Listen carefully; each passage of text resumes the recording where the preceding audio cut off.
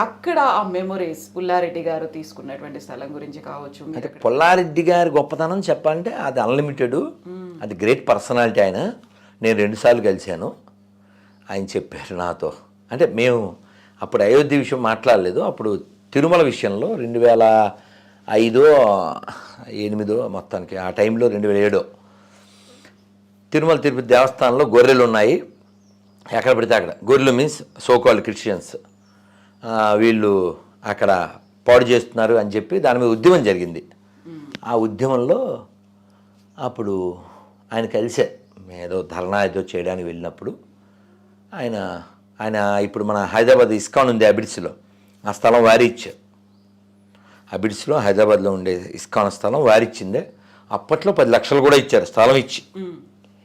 ఆయన నేను కనబడగానే కుర్చీలోంచి లేచి దగ్గరికి వచ్చి, పెద్ద ఆయన మీన్స్ ప్రభుపాదులు వారు మా ఇంటికి 4 తూర్లు వచ్చారు అని చెప్పి చాలా సంతోషంగా చెప్పారు మహానుభావులు. అయితే ఈ అయోధ్య ఇష్యూలో వారి విషయాలు ఒక 2 చెప్తాను. వారు అశోక్ సింఘాల్జీ వారి ఇంటికి వచ్చినప్పుడు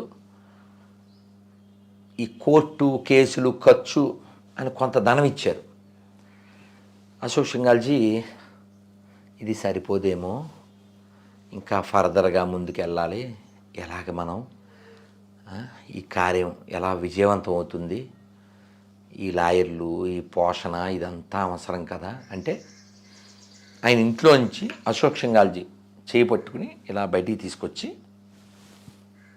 ఏం పర్వాలే ఇల్లు అమ్మేద్దాం, మీరు పని ఆపకండి. అది పుల్లారెడ్డి గారు. తీయన్ రెడ్డి గారు ఇంకొకసారి ఎప్పుడు ఆయన పెద్ద చదువుకోలే కానీ మహా జ్ఞాని, చాలా సింపుల్ పర్సన్. వారి గురించి రాఘవులు గారు చెప్పారు, వాళ్ళ ఇంట్లో మంచి హైఫై నేల ఉండదంట, చాలా సింపుల్ నేల. జీతం పనోళ్ళతో పాటు వాళ్ళ అబ్బాయికి కూడా ఇస్తారట. ఆయన ఉన్నప్పుడు మాకు అల్లుడికి కూడా, మాకు జీతాలు ఏంటి, మీరు పని చేస్తున్నారు తీసుకో అసలు. అయితే ఆయన వాళ్ళ ఇంటి స్త్రీలు కూడా పెద్ద పెద్ద సొమ్ములు దిగేసుకోరంట, సింపుల్గా ఉంటారు. అలాగే వారు ఫ్లైట్ ఢిల్లీ నుంచి హైదరాబాద్ రావాలి, ఆయన ఎక్కడంతో ఫ్లైట్ ఎక్కడమే ఓ 300 మంది ఉన్నట్టున్నారు ఫ్లైట్లో. అందరికీ అయోధ్య ఇష్యూ అందరికీ ఒక్కొక్కరికి పట్టుకెళ్ళి బుక్ ఇచ్చేశారు. అంటే నిరంతరం ధర్మం కోసం అదొకటి. ఇంకోటి విన్నాను, ప్రతి నెల లేకపోతే ప్రతి సంవత్సరము విశ్వ హిందూ పరిషత్తు ఈ కార్యక్రమాలు చేయడానికి 5 లక్షలు ఎంతో పంపించేవారు. ఇలా తన ధనాన్ని తన శరీరాన్ని ఆయన ధర్మం కోసం దైవం కోసం వినియోగించారు. ఓ చోట చదివాను నేను, మన కోటి విహెచ్పి ఆఫీస్లో, దేశానికి ధర్మానికి వినియోగపడని ధనం దేహం ఎంతుంటే ఏమిటి అది. కాబట్టి అయోధ్యలో మెమరీస్ ఇంకా అన్లిమిటెడ్ అమ్మా, అయోధ్యలో మెమరీస్ అన్లిమిటెడ్. అయితే ఈ కరసేవ జరగడానికి ముందు కూడా ఒకటి చెప్తాను, అంటే 89, 90, 91 ఈ సమయాల్లో, తర్వాత కాలంలో కూడా 92 తర్వాత కూడా జరిగినాయి కొన్ని. రామ రథయాత్ర కావచ్చు, రామ జ్యోతి కావచ్చు, రామశిలా యాత్ర కావచ్చు, ఇవన్నీ డిఫరెంట్, ఒక్కొక్కటి ఒకటి. మేము కొన్నిటిలో ఉన్నాం, రామజ్యోతిలో ఉన్నాం, రామశిలాయాత్రలో ఉన్నాం, రామరథయాత్రలో ఉన్నాం. ఇలా చాలా జరిగినాయి. మాకు 90లో ఓ పాట పాడించారు, నా బాగా గుర్తు, అంటే ఇప్పటికి 33 ఏళ్ల క్రితం. పల్లె పల్లె కదిలే శ్రీరామ రామ రామ, విల్లు చేత బూనే జయ రామ రామ రామ, విధర్మీయ విద్రోహుల కూల్చగా ధర్మయజ్ఞ సంరక్షణ చేయగా. ఎప్పుడుదండి ఇది? 33 ఏళ్ల క్రితం. ఈ మాటలు మీకు అర్థమైపోయినాయిగా. విధర్మీయ విద్రోహుల కూల్చగా ధర్మయజ్ఞ సంరక్షణ చేయగా కదా. కాబట్టి రాముడు ఉన్నాడు, దానికి రుజువు Ram Setu. Okay, Ram Setu is built by Rama, whether you believe it or not కదా. ఇప్పుడు నువ్వు ఒక క్రిస్టియన్ని సమాధిలోంచి అతను లేచాడు అని నన్ను ఎవరో చెప్పాడు.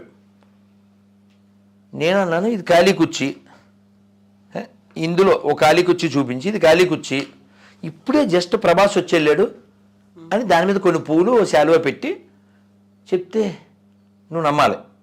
నువ్వు చెప్పేది అలా ఉంది, ఖాళీ సమాధి ఉంది కాబట్టి అతను వచ్చాడు అందులోంచి లేచాడు అంటే మేము నమ్మడం అలాగ ఉంటుంది అన్న. కానీ ఇలా నేను మాట్లాడినట్టు నువ్వు అలా మాట్లాడవుగా వాళ్ళ విషయంలో, అది వాళ్ళ బిలీఫు అంటాడు వీడు. వాళ్ళ బిలీఫ్లు ఉంటాయా, మాకుండవా కదా. సో రాధా మనోహర్ దాస్ జీ, మీరు ఒక రామ సంకీర్తన, రామనామ జపం ఏదన్నా ఒక పాట.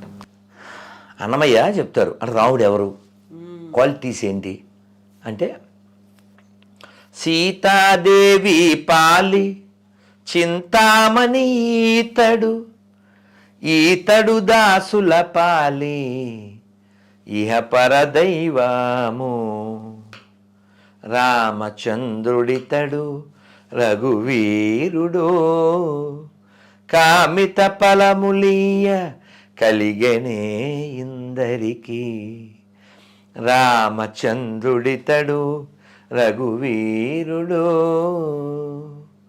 గౌతము భార్య పాలిటి కామధేనువితడు ఘాతల కౌశికు పాలి కల్పవృక్షము, గౌతము భార్య పాలిటి కామధేనువితడు ఘాతల కౌశికు పాలి కల్పవృక్షము, శరణన్న వారి పాలి కన్నులెదుట మూరితి, శరణన్న వారి పాలి కన్నులెదుట మూరితి, వెలయ శ్రీ వెంకటాద్రి విభుడీతడు, శరణన్న వారి పాలి కన్నులెదుట మూరితి, వెలయ శ్రీ వెంకటాద్రి విభుడీతడు, రామచంద్రుడితడు రఘువీరుడు. భవ్య దివ్య మందిర నిర్మాణమైంది, బాలరాముడిని అందులో ప్రాణప్రతిష్ఠ చేయబోతున్నారు. రాముడు పుట్టిన నేల, రాముడు తిరిగిన నేల, రాముడు అక్కడికి మళ్ళీ వస్తున్నాడు. ఆల్మోస్ట్ 500 ఏళ్ల పాటు నిరీక్షణ, 100 ఏళ్ల పాటు పోరాటాలు, కోర్టు కేసులు, ఉద్యమాలు, ఇవన్నీ అవమానాలు, బలిదానాలు. ఇప్పుడు బాలరాముడిని అక్కడ చూస్తున్నప్పుడు ఎలా అనిపిస్తుంది? అద్భుతం కదా. అందులోనూ నిర్మాణము, దాని వాస్తు, దాని శైలి, దాని మీద పెట్టిన ఎఫర్ట్స్ ఇవన్నీ చాలా వ్యాలిడ్. నువ్వు ఒక చిన్న ఇల్లు కట్టలేవు, ఒక చిన్న ఇల్లు కట్టలేవు నువ్వు. అటువంటిది ఏదో జరిగిపోతుంది అని అనుకున్నది ఏమీ జరగకుండా ప్రశాంతంగా ఇంత ఆలయం వస్తుంది. ఎవరో ముల్లా గారు ఒక ఆయన అనౌన్స్మెంట్ చేశారు, 22 जनवरी को सब मस्जिद में రామ్ నామ్ జపుకోరు అన్నాడు ఆయన. ఎందుకంటే ఏం చెప్పాలండి, ఎందుకంటే ఏం చెప్పాలి కదా. రాముడు అందరూ వాడండి. రాముడు ఇప్పుడు ఎడారి మత విదేశీ మత గ్రంథాల్లో ఒక ప్రాంతం పేరు చెప్పి ఆ ప్రాంతానికి నేను సంబంధించిన వాళ్ళనే అంటుంటారు వాళ్ళు. కానీ రాముడు చాలా స్పష్టంగా రామాయణంలో సర్వభూతేభ్యో చెప్పాడు ఆయన. నేను అందరికీ అభయం సర్వభూతేభ్యో అన్నాడు. అందరికీ I have come here to protect all. అంతకంటే ఏం కావాలమ్మా, అది కదా దైవం అంటే. అందుకే మళ్ళీ అన్నమయ్య చెప్తాడుగా, దేవదేవం భజే దివ్య ప్రభావం రావణాసురవైరి రణపుంగవం రామం దేవదేవం భజే దివ్య ప్రభావం.